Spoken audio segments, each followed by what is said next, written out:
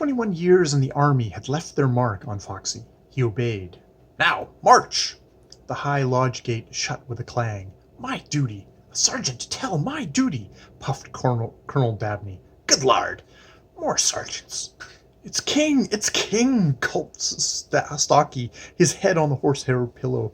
McTurk was eating the rag carpet before the speckless hearth, and the sofa heaved to the emotions of Beetle.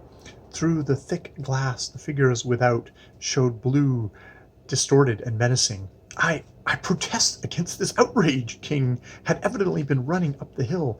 The man was entirely within his duty. Let me give you my card." "He's in flannels." Stlky buried his head again. "Unfortunately, most unfortunately, I have not one with me, but my name is King, sir, housemaster of the college, and you will find me prepared, fully prepared, to answer for this man's action. We've seen 3—" "Did you see my notice boards?" "I admit we did, but under the circumstances—" "I stand in loco parentis." Prout's deep voice was added to the discussion. They could hear him pant. "What?" Colonel Dabney was growing more and more Irish. "I'm responsible for the boys under my charge." "Ye are ye? Then all I can say is that ye set them a very bad example, a damn bad example, if I may say so. And I do not own your boys. I've not seen your boys, and I tell you that if there even were a boy grinning in every bush on this place, still you've no shadow of a right to come here, coming up from the coombe that way and frightening everything in it. Don't attempt to deny it. You did. You should have come to the lodge and seen me like a Christian's, instead of chasing your damn boys through the length and breadth of my covers. In loco parentis ye are. Well, I've not forgotten my Latin either, and I'll say to you, quis quotius ipso custodius. If the master trespasses, how can we blame the boys?" "But if I could speak to you privately," said Prout.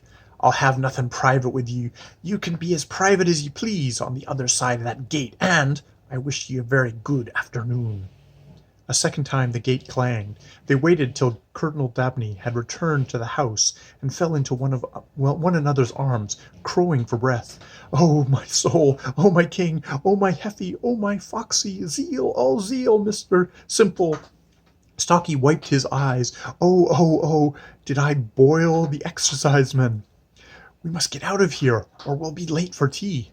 Gee, get the badger and make little Harttarp happy. Make 'em all happy," sobbed McTurk, groping for the door and kicking the prostrate Beetle before him. They found the beast in an evil-smelling box, left 2 half-crowns for payment, and staggered home. Only the badger grunted most marvelously like Colonel Dabney, and they dropped him twice or thrice with shrieks of helpless laughter. They were but imperfectly recovered when Foxy met them by the 5 court, with the word that they were to go up to the dormitory and wait till sent for.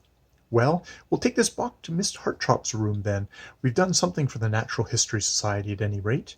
"Afraid that won't save you, young gentleman," Foxy answered, in an awful voice. He was sorely ruffled in his mind. "All sereno, Foxybus." Stlky had reached the extreme stage of hiccups.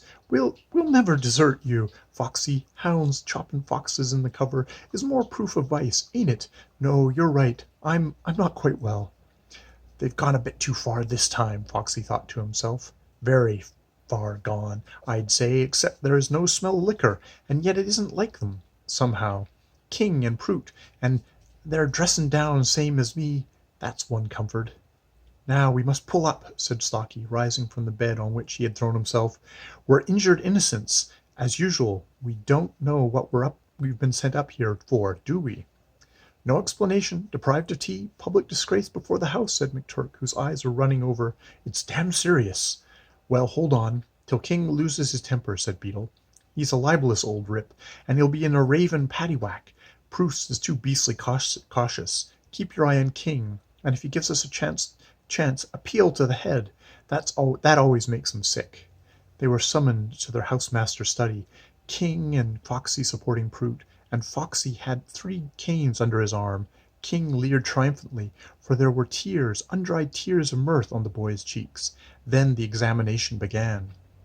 Yes, they had walked along the cliffs. Yes, they had entered Colonel Dabney's grounds. Yes, they had seen the notice boards. At this point Beetle sputtered hysterically. For what purpose had they entered Colonel Dabney's grounds? Well, sir, there was a badger.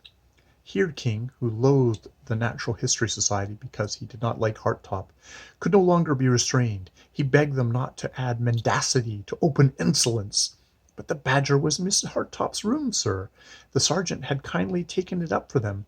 They had disposed of the badger, and the temporary check brought King's temper to a boiling point. They could hear his foot on the floor, while Prout prepared his lumbering inquiries. They had settled into their stride now.